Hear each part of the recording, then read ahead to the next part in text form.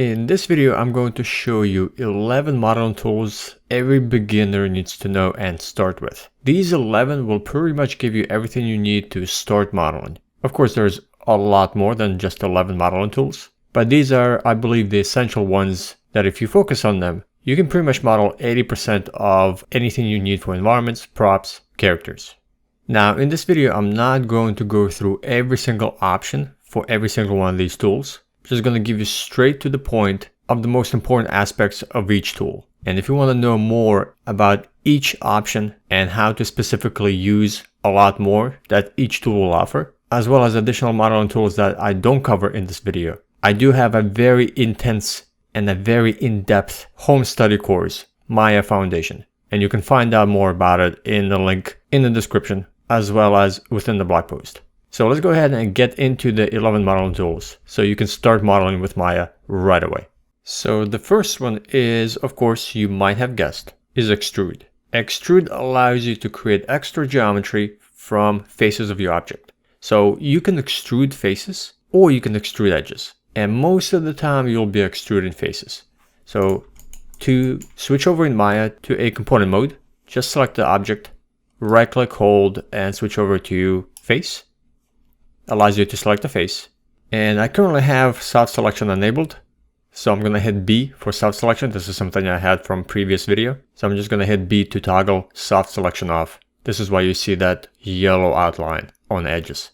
So once you have a face selected, to extrude and add additional geometry inside this face, or extra faces extruded from it, you would go to Edit Mesh and use Extrude. There is a shortcut key that I use all the time, so I recommend you use it also. Control E. Once you extrude a face, a menu will pop up and you have ability to add thickness. So I'm going to go ahead, left click, hold, and drag over thickness, name, and allows me to add thickness to the extrusion. So I can go to the positive value or to the negative value. And in that case, I'm going to go to positive. And that adds additional geometry. In addition to adding thickness, I can go ahead and right away add extra divisions. This gives me ability to add extra segments if I want. So let's go ahead and add a couple. Then to complete your extrude, just hit W for move tool. And now you've done your first extrusion. Now a few other options for extrusion that are very helpful. I'm going to select these 4 faces on the sides. And I'm going to hit Control E to extrude as a shortcut. Brings up the same menu. So here I can go ahead and add thickness. So that adds more geometry for me to control. So now I'm extruding multiple faces at the same time. And then I'm going to hit W to exit extrude option and come back to my object. So let me select another face at the top. I want to extrude that one. So I'm going to hit Control E. I'm going to add some thickness. And now I'm going to select these 4 faces on the sides again. I'm going to hold Shift to add to a selection. And I'm going to show you one more option for extruding faces that is similar to the one before, but it's going to keep faces separate when they extrude. So whenever you have faces that are connected together, meaning that they touch each other, like I have here, if I go ahead and extrude, let's do Control E, and I add some thickness, all these faces are going to be connected together. If you ever need to extrude but keep those faces apart, there is a switch that you can do to keep your faces together and switch them off. So right here, if you hover over, you can left click on, and this will switch it off. And you can see that I am now extruding those faces individually and not together. And now you can come back up to thickness and add more thickness to them. Very helpful. And one last option that is often used is offset. So offset allows you to offset the extrusion by making those faces smaller or bigger. So to show you, I'm going to select this top face and I'm going to press Control E to extrude. And let's say I want to extrude this face, but I don't want to actually add thickness to it yet. I want to extrude, but I want to almost create an additional set of faces inside this extrusion. So instead of coming out to thickness, I can just go ahead and do offset. I'm going to left click, hold, and drag on offset. You can see that I'm extruding while maintaining a flat plane and adding geometry into that face. So this allows me to offset the extruded face into the geometry to add extra geometry within a single face. Then of course I can do Control E to extrude. I can add thickness if I want, maybe go in the negative value this time. And I can continue using offset and maybe taper that off by adding a slight angle. So you can experiment and do a lot of extrusions this way simply by selecting a face or a set of faces, extruding, adding thickness, maybe adding divisions if you need, as well as offsetting. You can do them all together or you can do them individually depending on what type of extrusion you need to do to your object, as well as keeping your faces together on or off depending if they are connected together and if you need to keep them separate or you need them to be extruded together.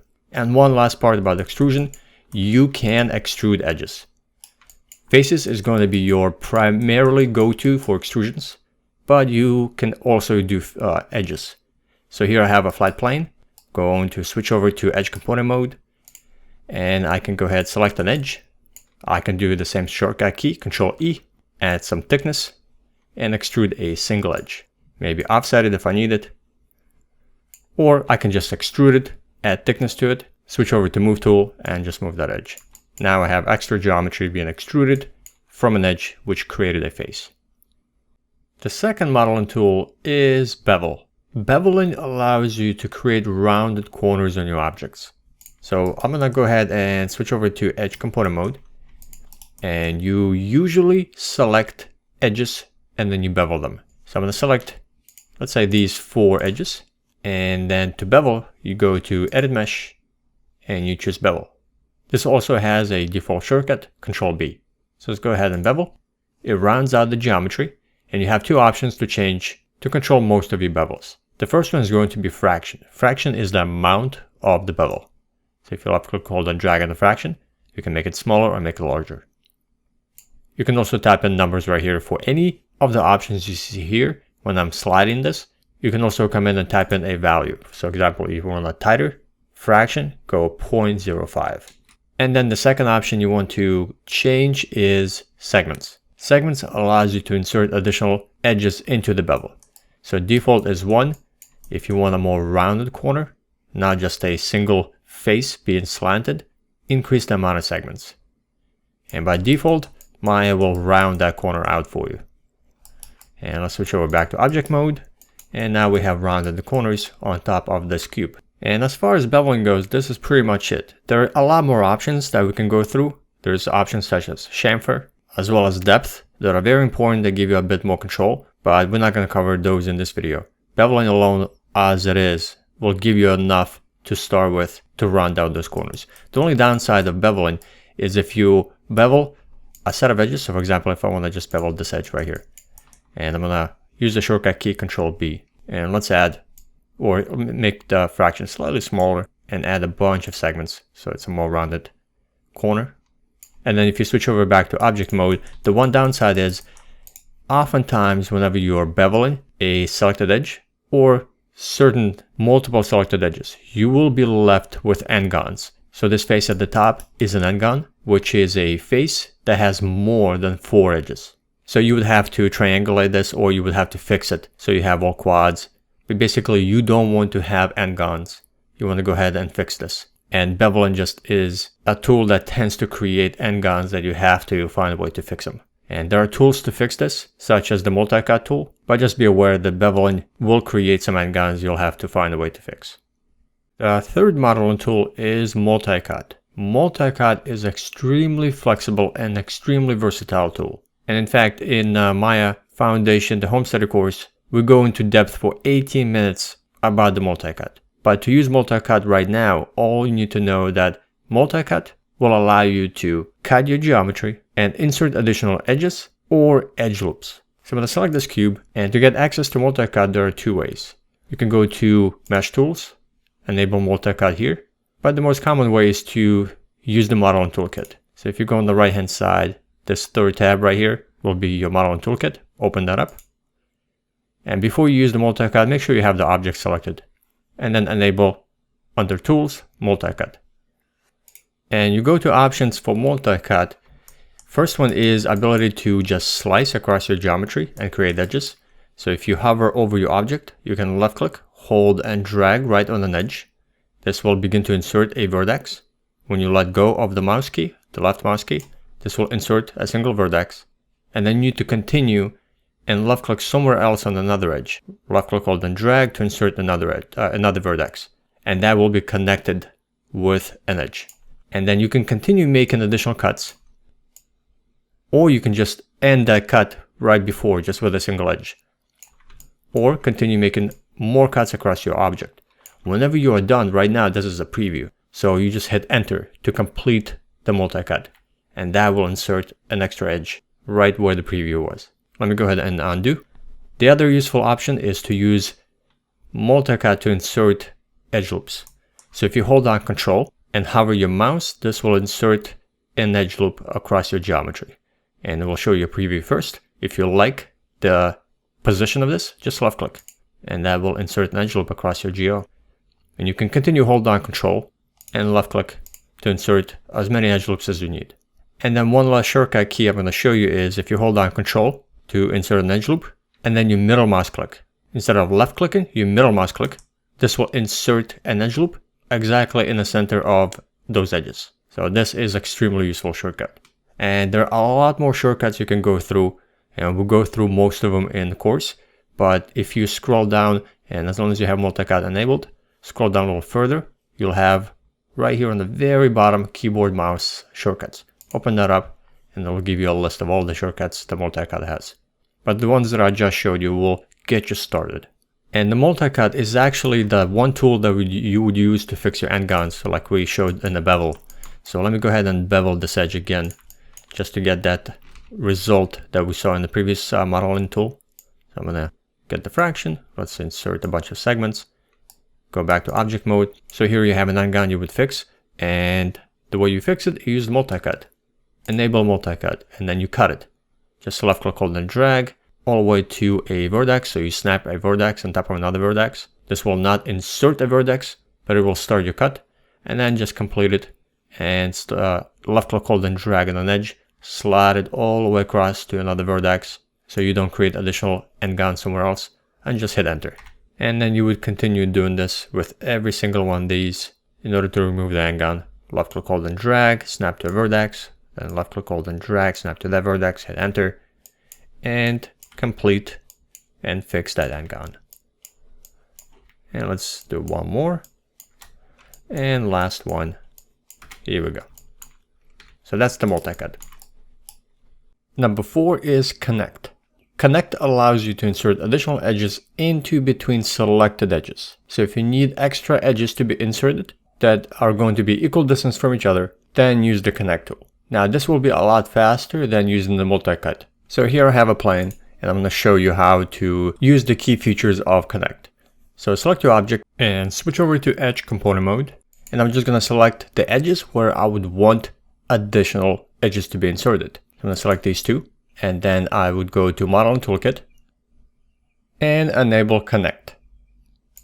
By default, it will give me a preview of one single edge that's going to be inserted between those two, and it's going to be right in the center. I can come in here, I can change the amount of edges that I want to insert, and it's going to be right here in the options, so you can see segments. So I can type in, let's say I want 5. Hit enter. This will give me a preview of 5 edges to be inserted. And you can see they're all equal distance from each other. If I'm happy with this, I can press enter.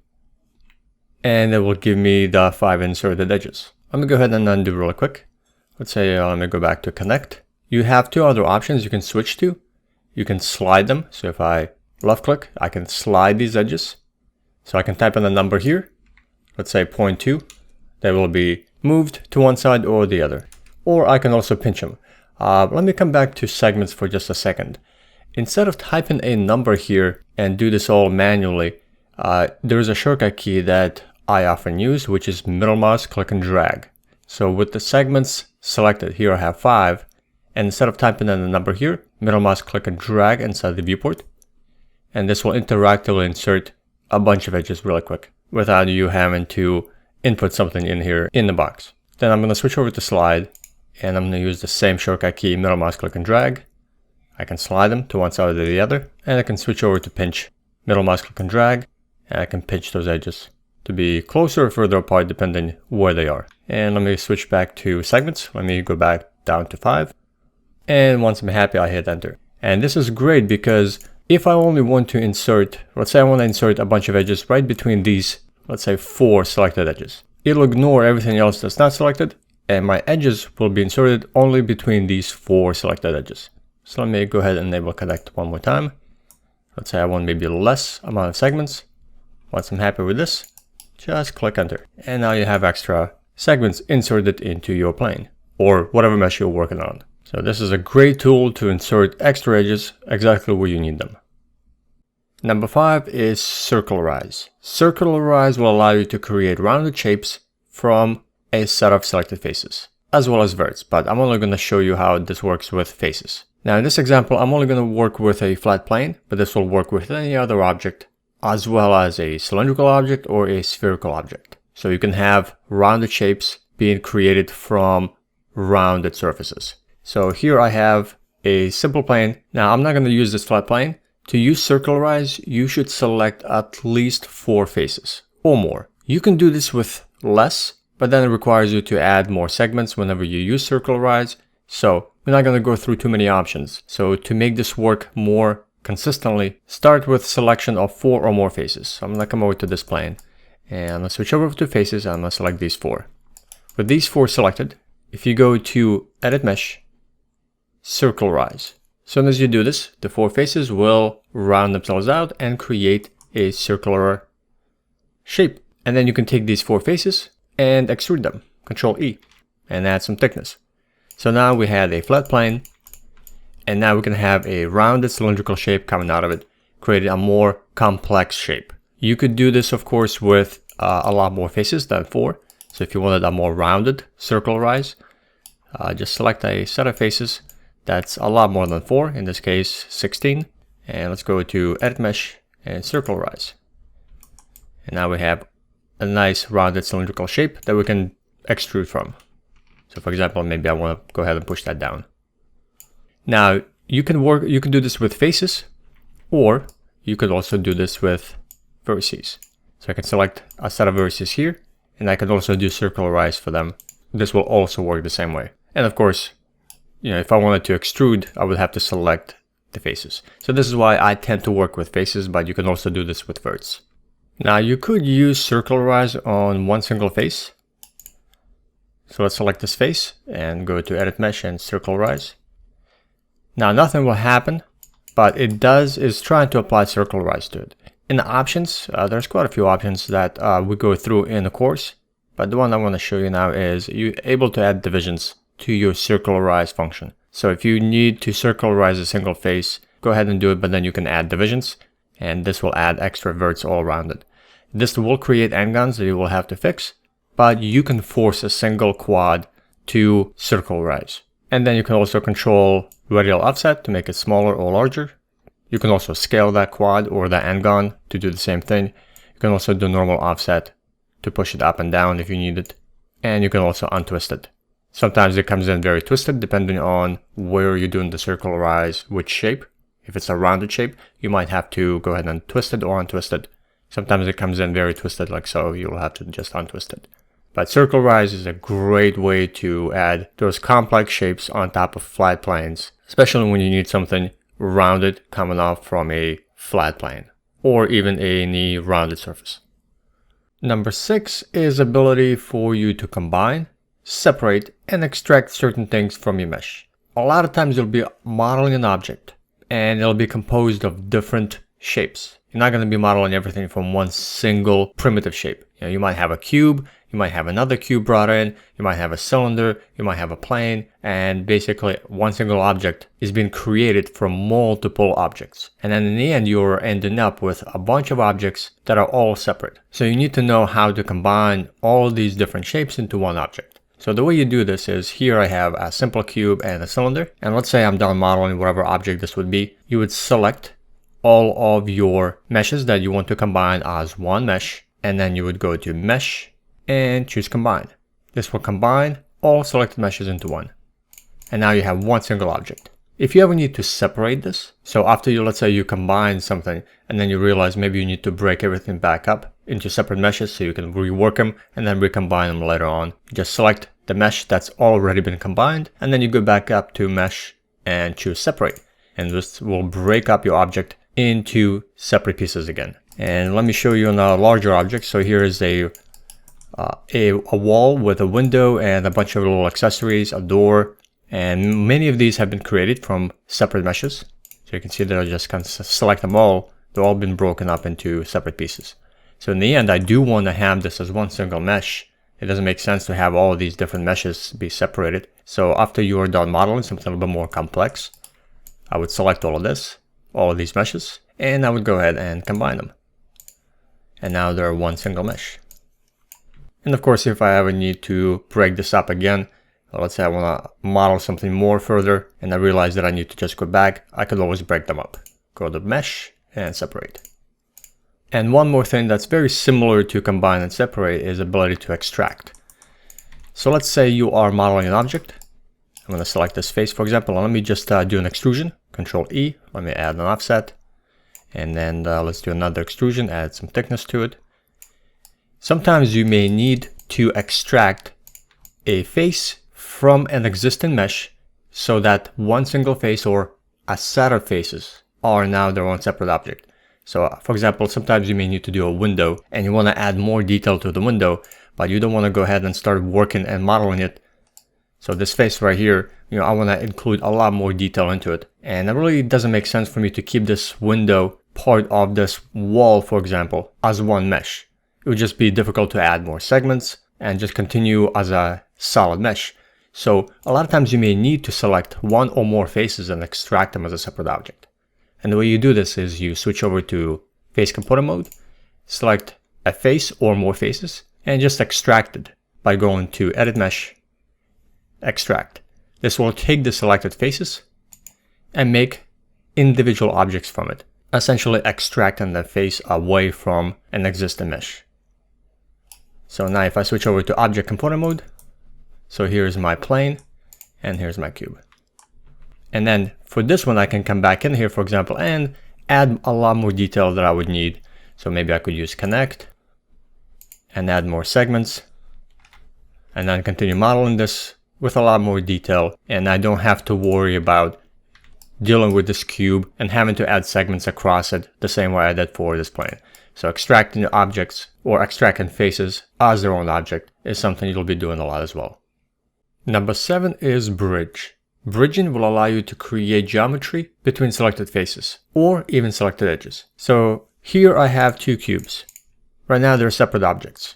In order for you to use bridge command, it has to be the same object. So if I was going to try to, let's say, create faces between these two and I just want to go ahead and bridge them and create faces so they're connected with additional set of faces and kind of bridge this gap.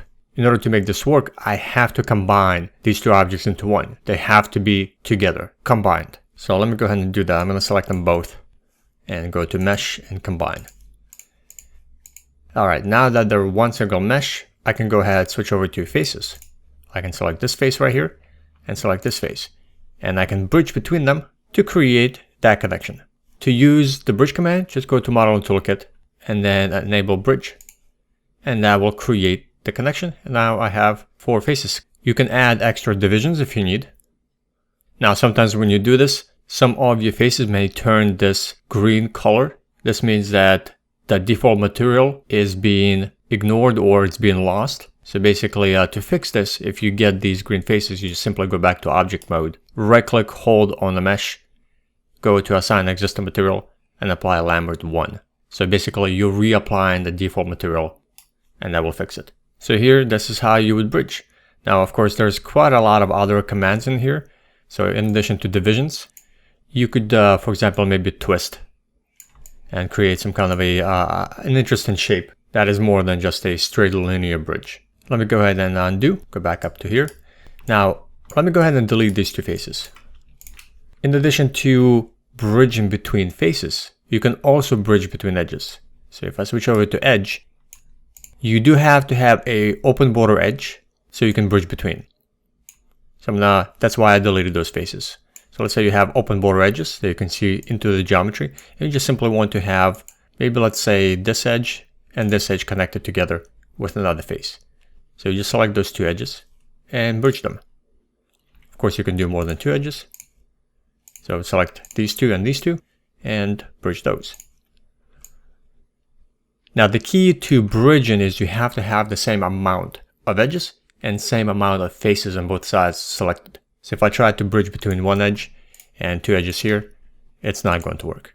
And that goes for faces as well. So let me undo. If I try to bridge between, let's say, this face and then this face, it will not work. So you have to have the same amount selected in order to bridge on both sides. Now, I wouldn't bridge like that, but just trying to show you that you have to have the same amount on both sides. Now, the other couple of options for bridging are very important. Let me show you. It's often used to create arches. So let's say I have this one cube. It looks like a column. So I'm going to duplicate this, move it over. I'm going to combine them because you need to have those objects combined because I want to go ahead and bridge between the two top faces. So I would combine these two. And now I can go ahead and select the faces at the top, for example, and bridge them. So I'm going to go ahead and bridge them as they are. Select them both, hit bridge in the modeling toolkit. Now this looks like it's not going to work, but there's one option that is extremely important, that whenever you need to create a more rounded shape or a more rounded bridge between selected faces, you just simply come over to the options after you bridge and change the curve type from linear, which is just a straight across, and change it to blend. When you change it to blend, nothing will happen, but you just need to add a bunch of divisions. And as soon as you do that, you can see that it's blending into a more rounded shape or more cylindrical shape, and the divisions allow to make that blend to work. And now I'm still having that error. I think it's a bug in Maya. You just simply reapply to the object level, reapply the existing material, switch back to object mode, right click hold, assign the existing material, Lambert, and now that material is fixed. Now the bridging command is not going to give you a perfect arch. You can see that it's a little slightly skewed, but you can fix it manually by coming in here into vertice mode and just kind of moving these up. And another great option to use this blend bridge option is, for example, for pipes. So let me go ahead and duplicate this cylinder. Now rotate it. Let's move this up. I'm going to create a bit of a distance here. And let's say I want to bridge between these faces on both cylinders in order to create that kind of a connection of faces between them. So again, I need to combine them first. And I'm going to switch over to faces and I'm going to select all these faces. It's the same amount because it's the same cylinder duplicated. And with those faces all selected, go to Modeling Toolkit and Bridge. And it looks like I messed up because I had an extra face selected. So let me go ahead and hold Control and left click to deselect it, or just hold Control and left click drag to deselect it. And it looks like it's not working, so let me try that selection again. So the way I am making the selection, I'm just holding down Tab to paint a selection, and then left click, hold and drag. And now let me just double check I have nothing else selected. Let me apply bridge again. Here we go, now it worked. Now I'm going to change curve type to blend and add divisions. And now I got a nice connection, looks like a 90-degree pipe turn. And then let me fix that green material error by assign existing material. Great option to create more complex shapes, or whenever you just need a set of faces to be connected and bridged between two or more selected faces, as well as edges.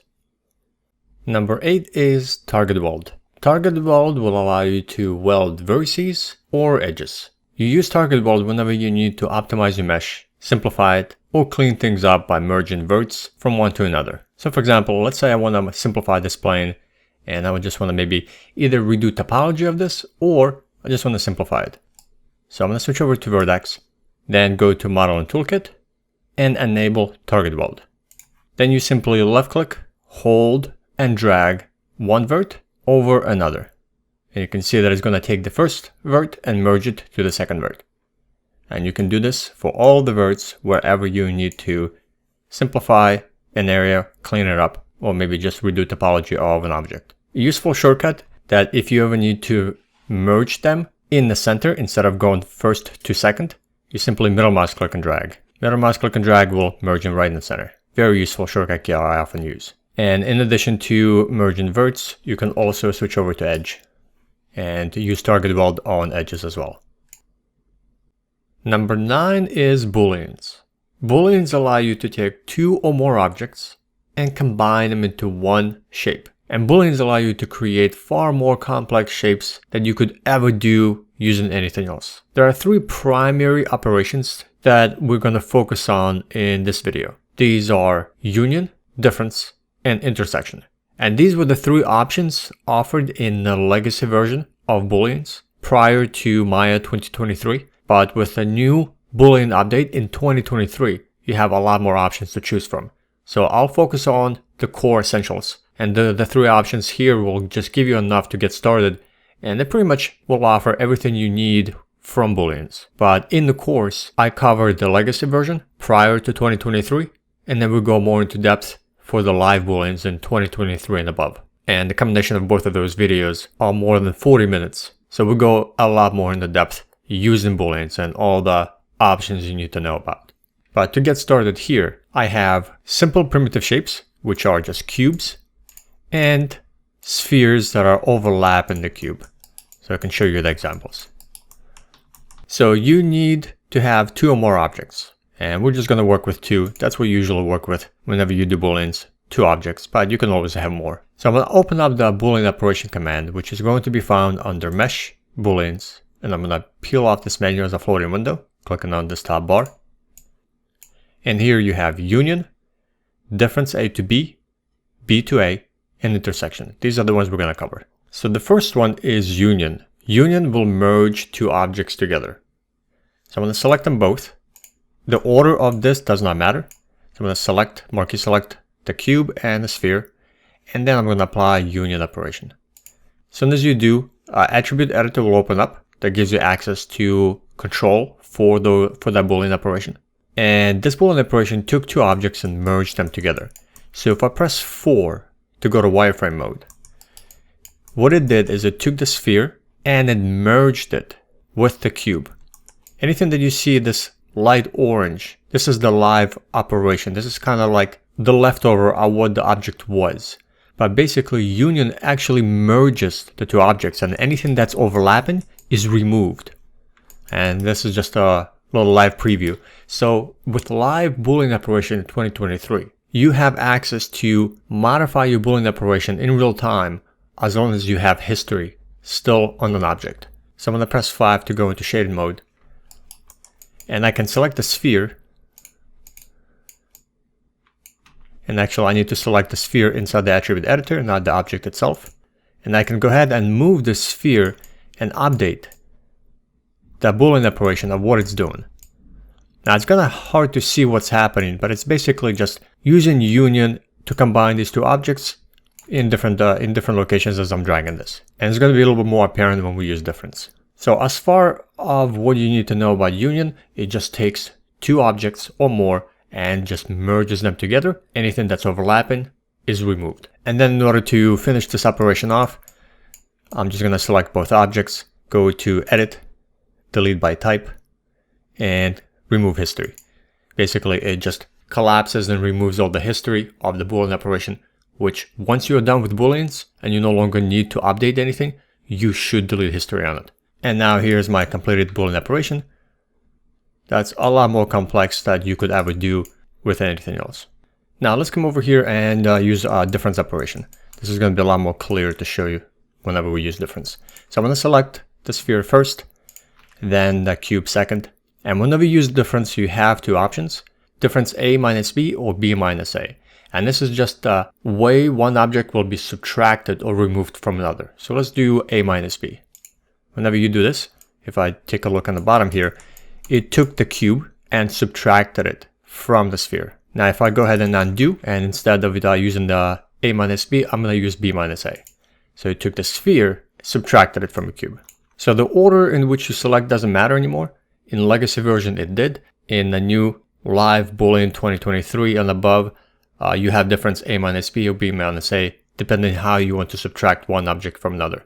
But that's what difference does. It removes one from the other. Now again, this opens you up in the attribute editor, where you can go ahead and select the cube or the sphere. And since you still have history on it, you can go ahead and begin to move and update in real time the Boolean operation and maybe change the way this operation has been used. Let's say maybe you want to move this sphere a little further down and create a kind of a different shape being subtracted from the cube. And as long as you keep this history, you can still modify this Boolean operation. And then, of course, I always recommend once you are done with the Boolean operation, just go ahead and select all the objects and delete history. Edit, delete by type and history. So that way it removes all the history and now you have the object to continue working on modeling. And as you can see that I left a little bit pieces over. Let me actually undo. Let me select the Boolean operation again, select the sphere, maybe move it a little further. Actually, let's drag it up. And once I'm done, I'll select everything and I'll just delete again. And here's my Boolean operation. Again, complex shape, something you would not be able to do unless you use Booleans. And the last option is going to be intersection. Intersection will remove anything that's not overlapping and keep the parts that are overlapping. So I'm going to select both of these, the cube and the sphere, apply intersection. See these leftover pieces right here? Those are still live Boolean operation that will allow you to select them and drag them and still modify kind of if you wanted to update. Maybe you wanted a different shape. And here's the intersection. Anything that's not overlapping is deleted. Anything that is overlapping, that's going to be your new shape.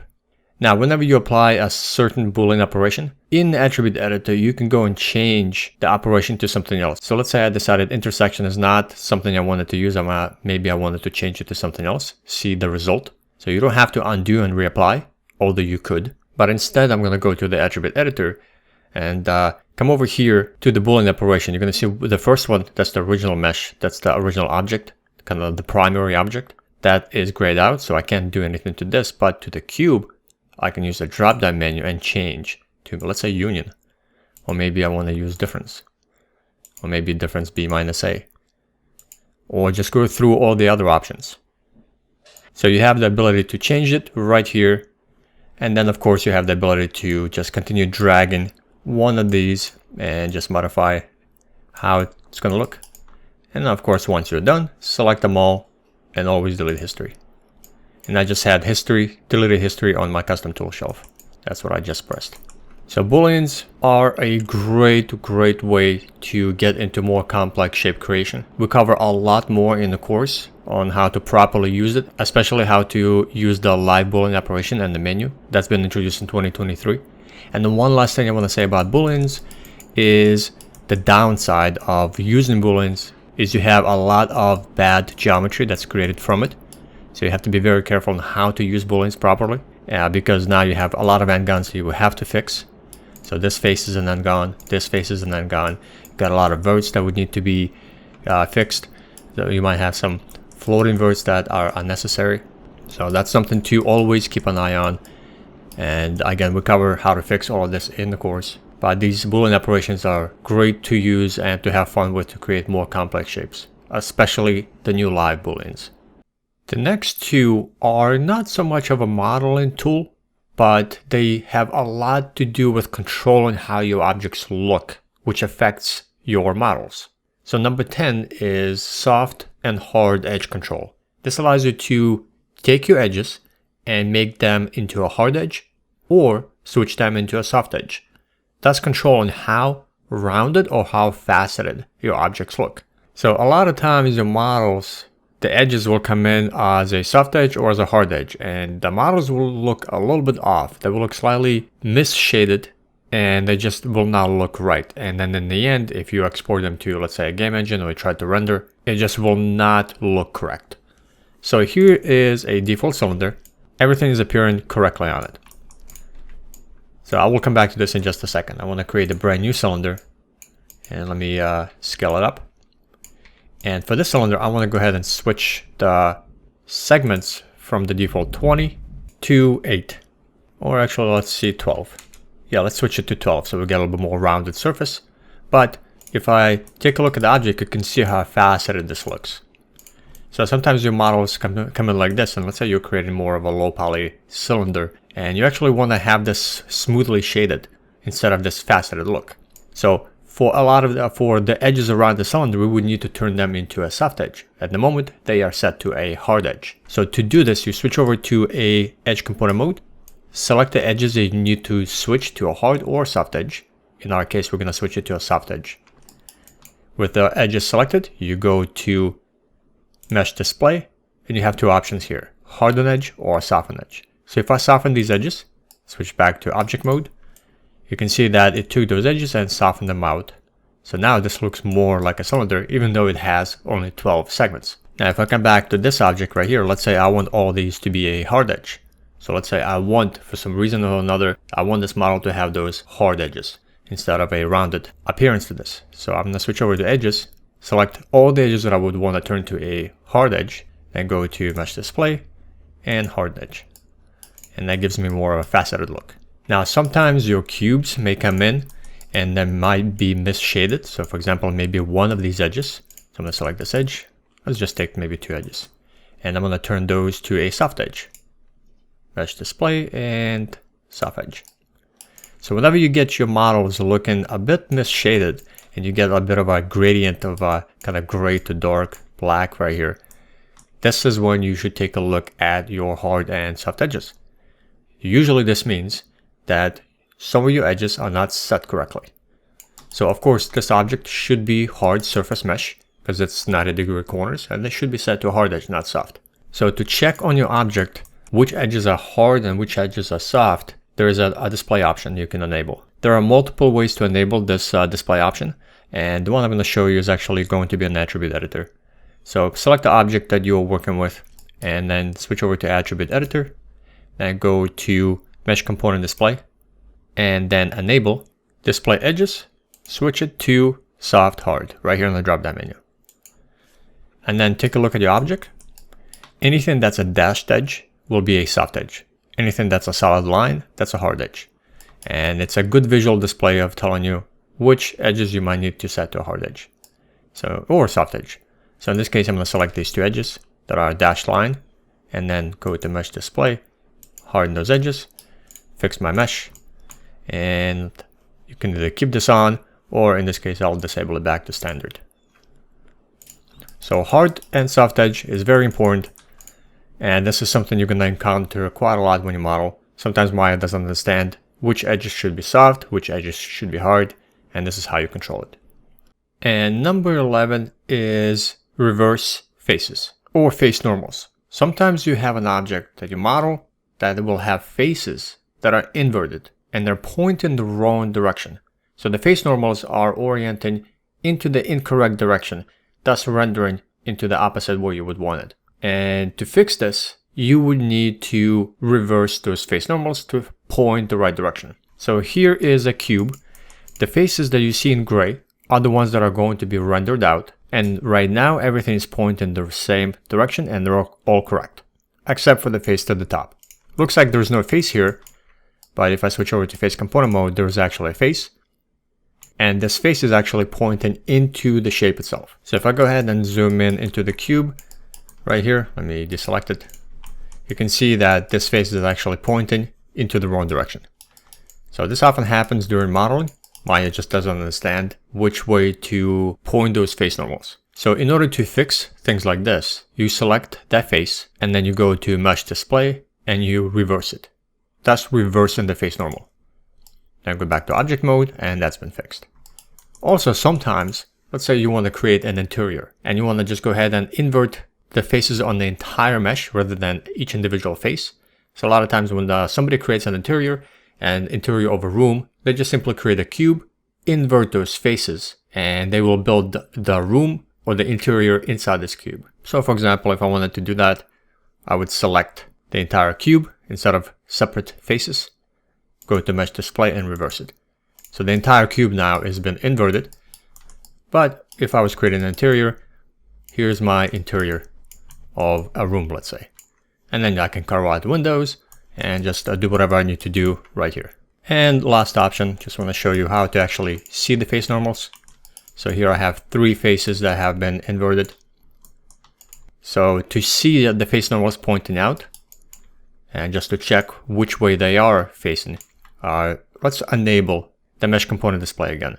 Now you can enable this option in quite a few ways, but I'm going to use the attribute editor one more time.